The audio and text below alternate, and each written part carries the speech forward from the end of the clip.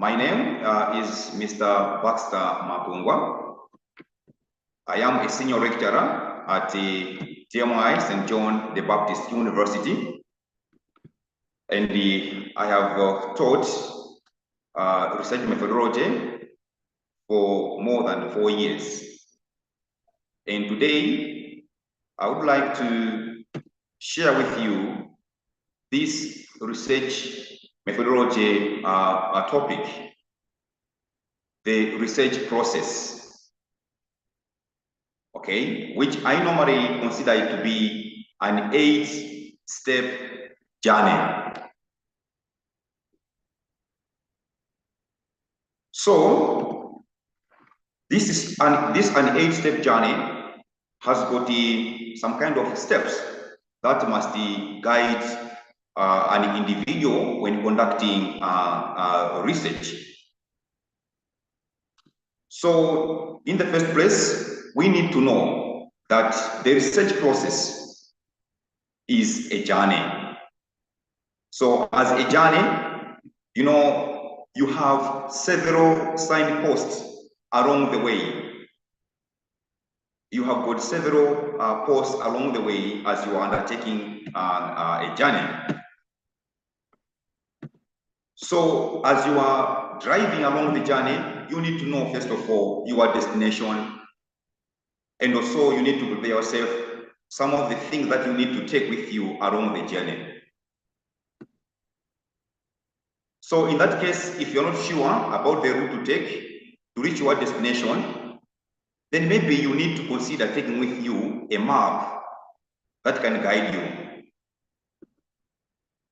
So in that case, you are safe to take the journey.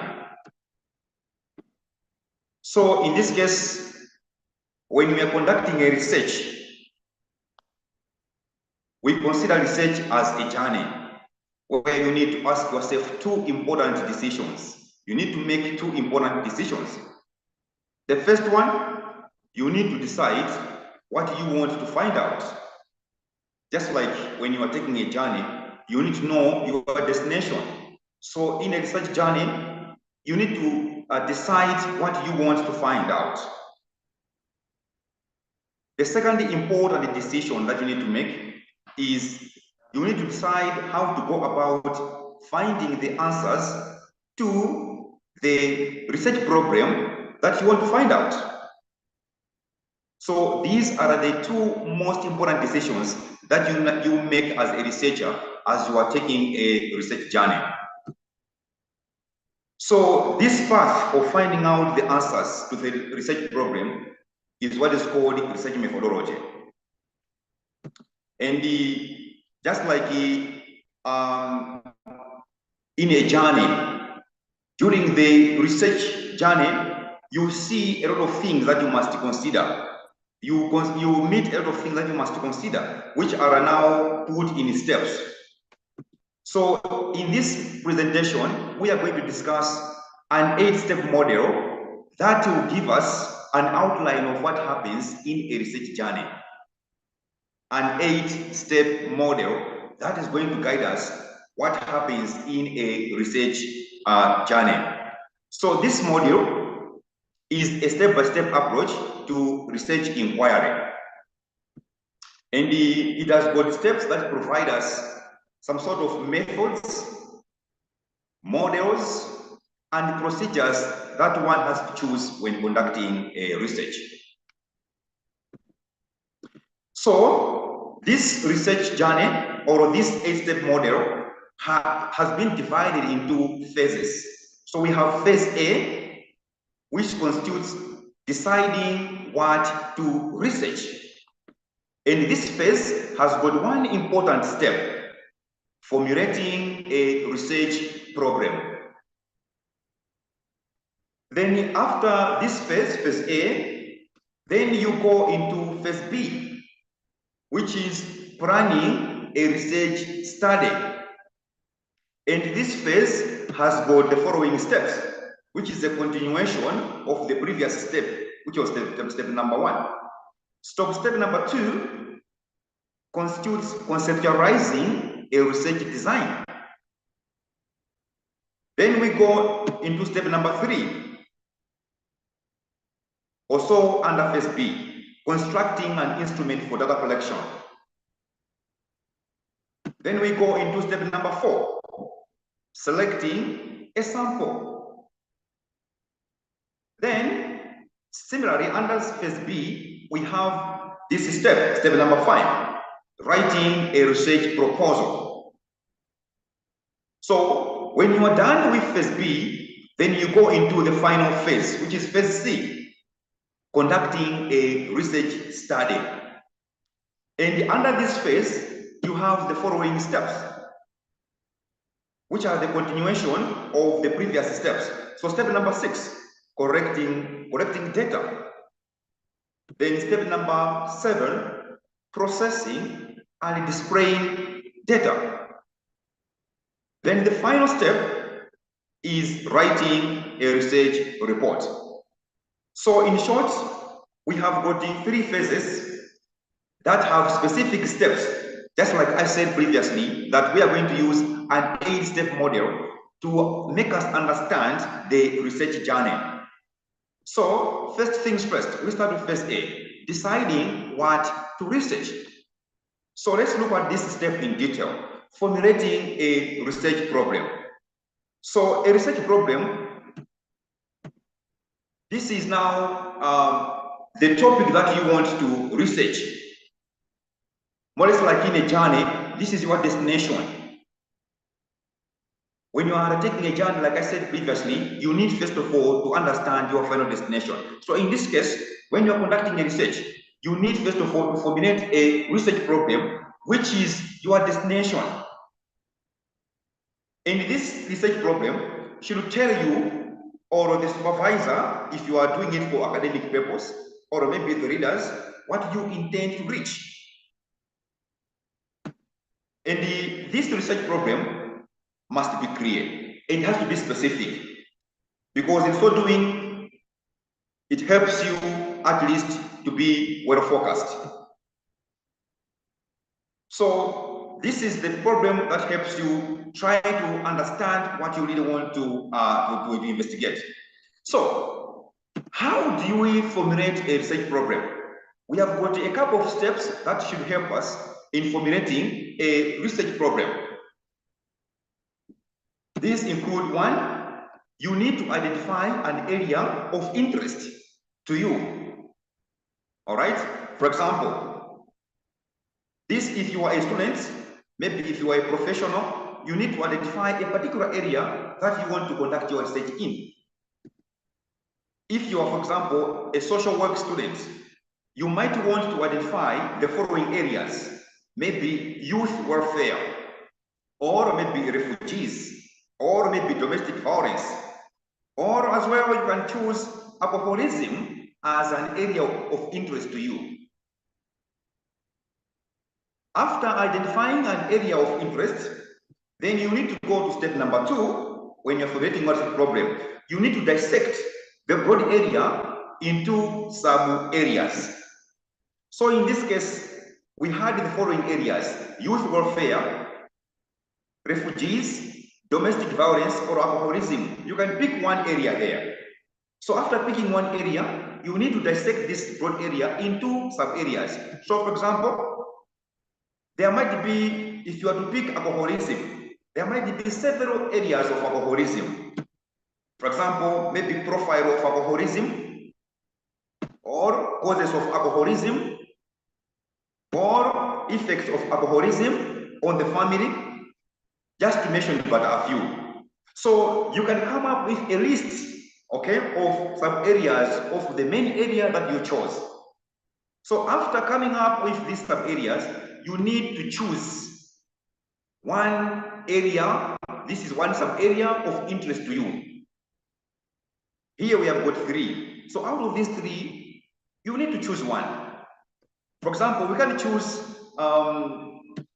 effects of alcoholism on the family as our main area of interest. So in so doing, you leave out all the rest of the sub areas, then you focus on the effects of alcoholism on the family. So in this case, in so doing, you are trying to narrow down the main area of interest into a specific area of interest. In this case, effects of alcoholism on the family. Then you can now revise this specific sub-area to give you a specific topic. And in this case, the topic would read, assessing the effects of alcoholism on the family in Semarang, for example. So in so doing, you have now developed a research problem for you. So after developing the research problem, you need to go further by looking at questions that you need to address under that specific sub-area. So the next step is to raise the questions.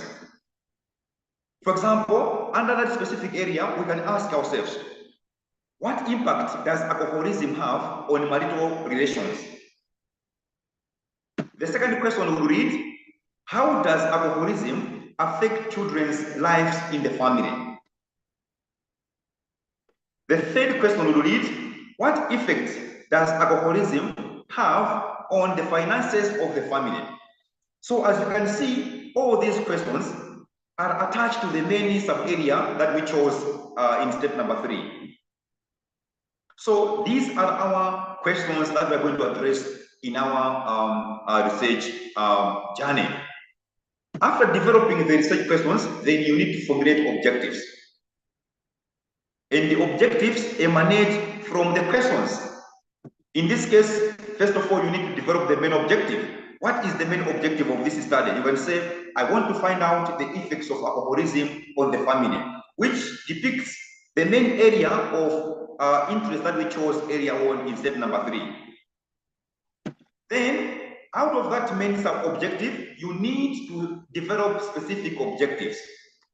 So, the specific objectives will simply reflect the questions that you formulated in the previous step. So in this case, the first objective will read, to ascertain the impact of alcoholism on marital status. The second objective would read, to determine ways in which alcoholism affect lives of children. Then the next objective would read, to find out the effects of alcoholism on the financial status of family. So as you can see, the objectives, okay, do correspond with the research questions. So if you had 3 questions, it means each question is going to give you an objective.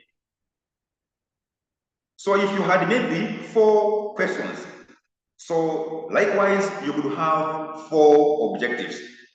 So in short, objectives should correspond with the research questions. So after formulating objectives, then you need to assess your objectives. Okay, by assessing the objectives, I mean you need to check if they meet the SMART requirement.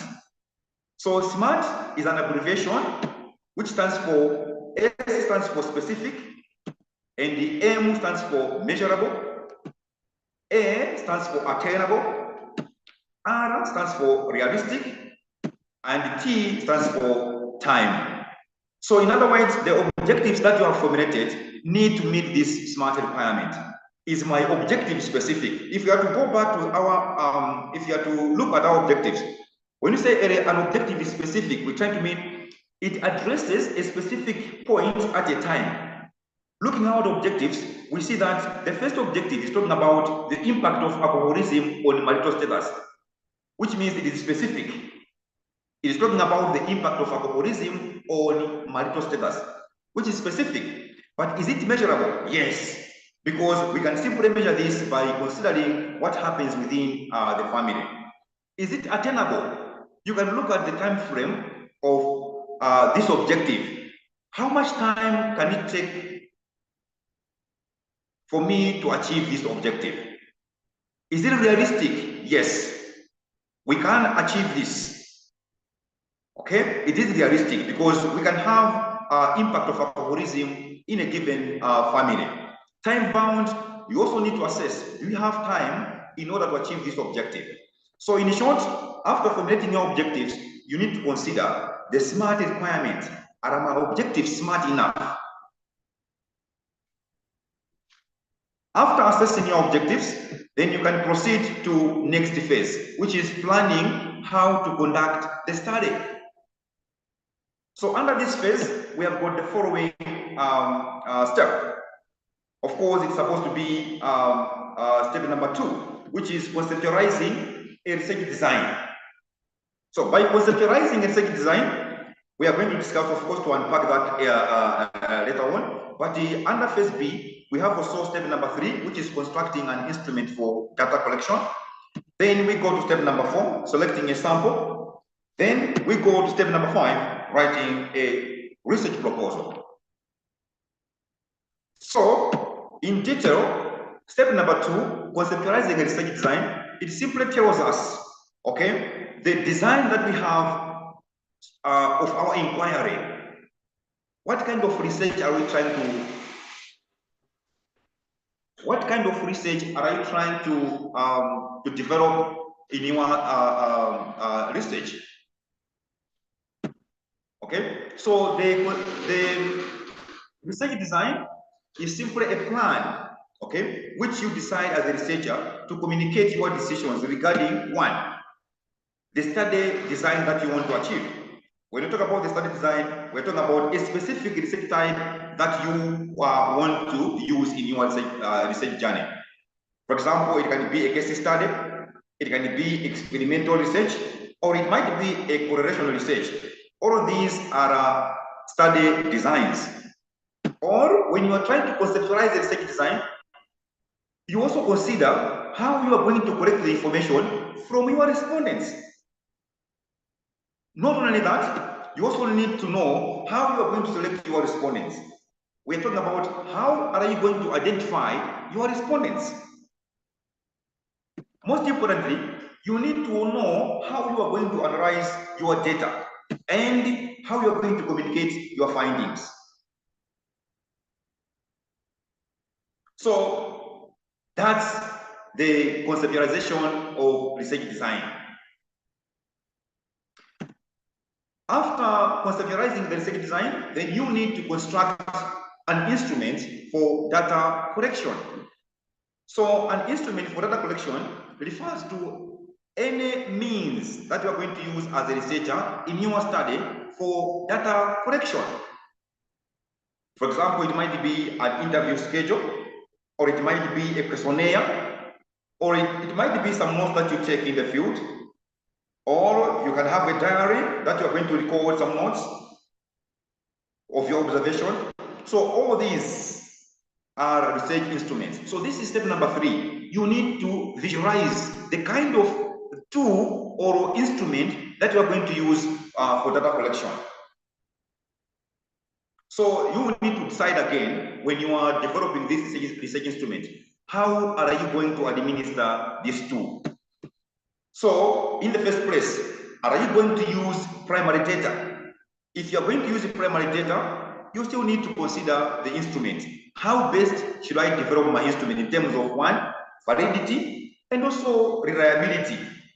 So when you talk about validity, we are talking about, does the instrument, or is the instrument going to measure what it says it is going to measure? Reliability entails replication, okay, or repetition. Can the instrument generate same results repeatedly? If yes, then we can say that instrument is valid and also reliable. So if you are thinking of using, say, secondary data, still you need to identify the information that you are going to use. Then after identifying the information, you need to develop a form that you are going to use to extract data from that information. So in short, what we're trying to say is, when you are developing a research instrument, you need to make a decision. Am I going to use primary data, or am I going to use secondary data? And in both instances, you might think of using a research instrument. And most importantly, before you take the instrument to the field, you need to pretest the instrument. So pretesting the instrument entails that you need to check if it indeed is going to be helpful.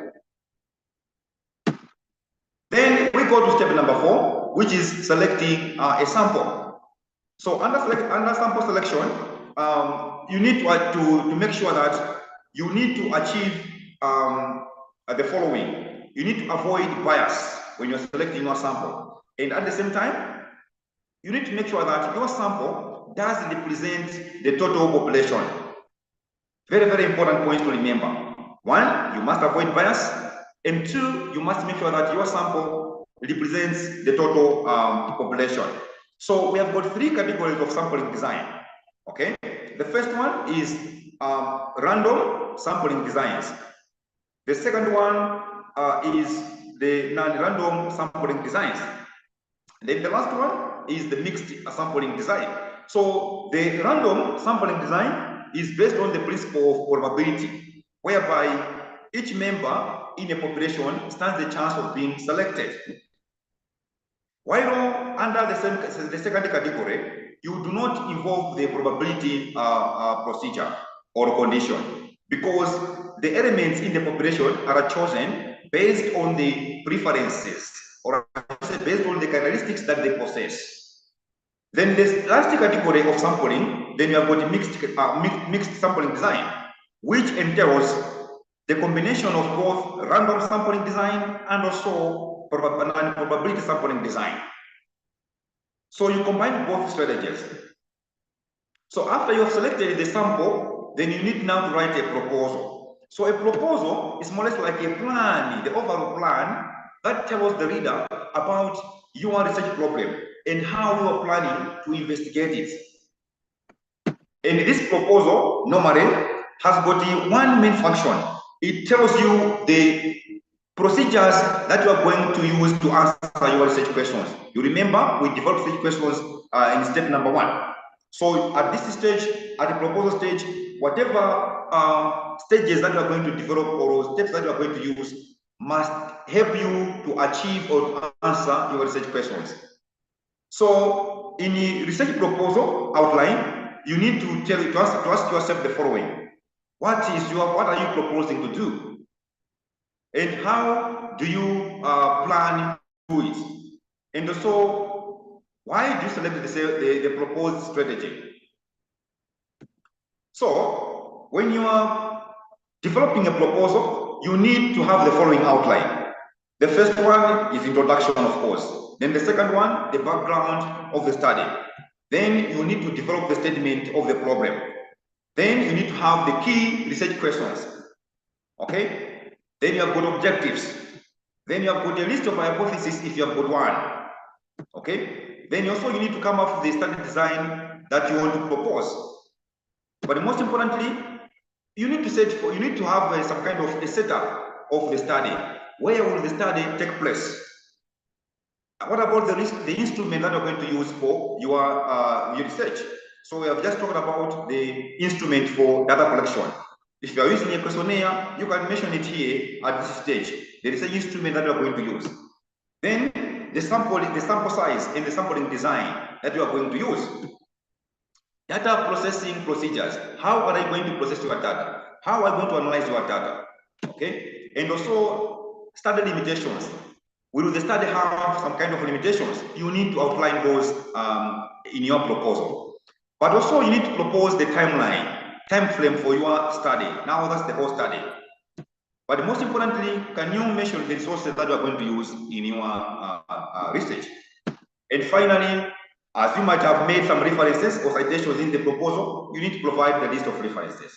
So after developing the research proposal, you need now to go into the final phase, which is conducting the research study. And this phase has got the following steps. Step number 6, you need now to collect the data. Step number 7, you need to process and display your data. But the most important step number 5, you need to write your research report. So this is your final phase, which has got 3 steps. Then step number 3, collecting data. What does it involve? This one actually involves the actual data collection. So if you have got the, for example, interview guide schedules, you need to commence the interviews. You need to go into the field to collect the data through the interviews. Maybe you might have a questionnaire. you might think of mailing this questionnaire to the respondents. By mailing, I'm talking about you need to reach out to the respondents. So you can simply send them emails, okay? Or sometimes you can have focus group discussions. So in this case, you can at least plan how to conduct the focus group discussions. If you did, maybe you might also want to have some observation during the research. You can plan to observe some important elements that you want to observe in your research. So collecting data involves those steps, those parameters. Then you go to last but one step, which is processing and displaying the data. So under this step, okay, you need to understand, okay, how am I going to analyze my data? Is my data descriptive in nature? Is it quantitative in nature? Is it qualitative in nature? So in this case, you need to decide how you are going to analyze your data. Okay?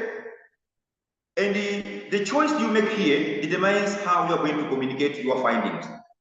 Okay? So there are various methods that you might use to display your data. Here are just a few examples. You might use text. In this case, you are trying to depict descriptive data. So you can use text, or you can use charts. You can use bar diagrams. You can use frequency graphs. Okay, you can use line diagrams. You can use pie charts, polygons, polyvariants, also maybe scattergrams, tables, and so forth. So these are just some of the examples that you can use to display your data. But most importantly, you display data depending on how it has been analyzed. So if I may go further, if your data is qualitative or quantitative, you might think of, for example, if it's qualitative, you can use descriptive analysis, okay, or content analysis. So this might be done manually, but sometimes you can use some kind of computer programs such as Vivo. So this is a specific program that is used to analyze qualitative data. Of course, the Vivo program is beyond this today's presentation because it is now maybe specific. We need to go into details how this is done. We need to use a particular software and also a particular set of data to help us appreciate how it is done. But this is just an example that can be used to analyze your data. That's qualitative data. If it is quantitative data, okay, you might simply use frequency distribution, cross tabulation, or other statistical procedures such as linear regression, okay, and also maybe you can use other softwares, say SPSS, Statistics for Social Science, which is a software that can help you to analyze your data. So after that, you need to now go into the final step, writing a research report. This is a very, very important step. So in this case, you now report whatever has been analyzed. And this one is the very, very crucial step because it determines how the world is going to understand your research. So this report tells the world what you have done, what you have discovered, and also what conclusions that you have drawn from your findings. So if you are clear about the whole process, okay, you can choose how the report should be presented. Normally, if it's an academic report, you need to choose at least a specific way on how you are supposed to report it. You can divide your report into chapters. Basically, academic report has got 5 chapters. Of course, this might vary institution from institution, but 5 chapters should be enough. Okay, the introduction chapter, then you have got the literature review chapter, then you have got the methodology chapter, then you have got the research processing chapter, then you have got the last one, which is conclusion chapter. So all these 5 chapters will now make up your report. So in short, a research process has got the 3 phases, and these phases are divided into steps. So the first phase involves deciding what to research. And that might be divided into step number 1, formulating a research problem, and phase number B constitutes planning a research study, which involves conceptualizing research design, constructing an instrument for data collection, and also selecting a sample. And finally, writing a research proposal, which also has got some specific steps. Then the last phase is conducting a research study, which involves collecting data, processing and displaying the data, and finally,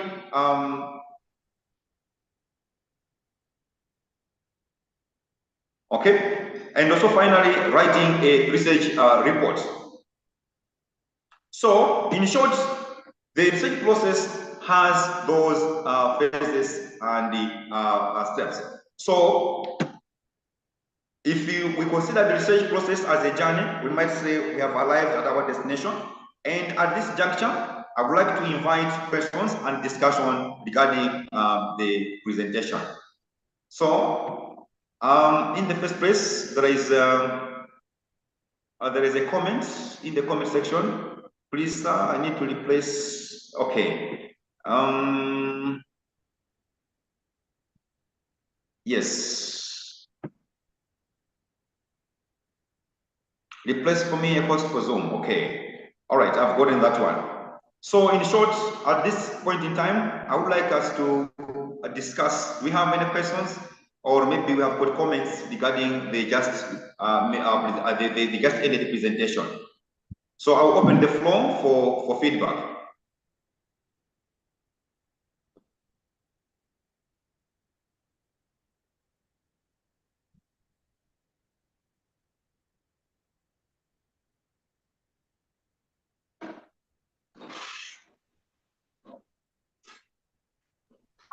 Yeah, thank you for your presentation and for our participants. If you have any question for the speaker, please add them to the chat or you can raise your hand.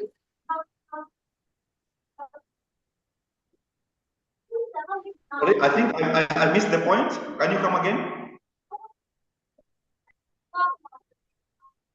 Yeah, we have the question from Mr. Abdul. What is the main source of idea for research problem? Okay.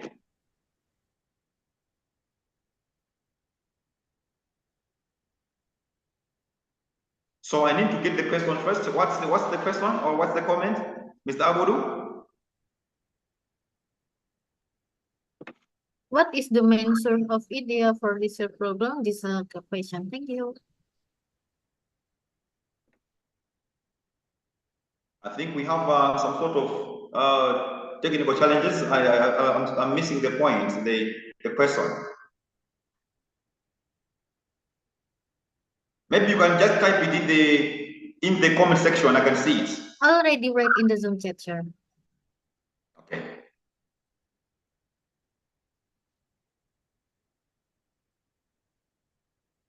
So another maybe comments before while I'm waiting for the comments in the comment section. Yes. What is the main source of ideas for research problem? Yes. Now, thank you so much, Mr. Abudu, for the question. Yeah, there might be so many sources of ideas for the research problem. Okay. The first one might be people. Okay. So you look around what the people are going through. Okay. For example, the example that I gave in the presentation, we're talking about alcoholism. Okay. This is something that people go through. So people might be a source of research problem. Not only people, but you also need to consider maybe the community, okay? The community that we are living in. You look around and you see some of the maybe programs that are taking place. Then you can identify one program and that can give you a source of problem. But not only that, you can also consider maybe some kind of concept that you want to understand more. Okay, if you are doing, for example, marketing, you can think of how is marketing done. Okay, what are the strategies of marketing? So you can consider a particular element within marketing that you want to understand, and from that you can develop a research problem. So in short, a research problem, there are so many sources that can give you a research problem. Okay, people, programs, communities, but even specific concepts in a specific field. So I think that answers your question, Mr. Abdul. Yeah, thank you for answering. I guess no Yeah. one else asking again here from a student. Yeah. Yeah, before we close this event, for all participants, please open your camera.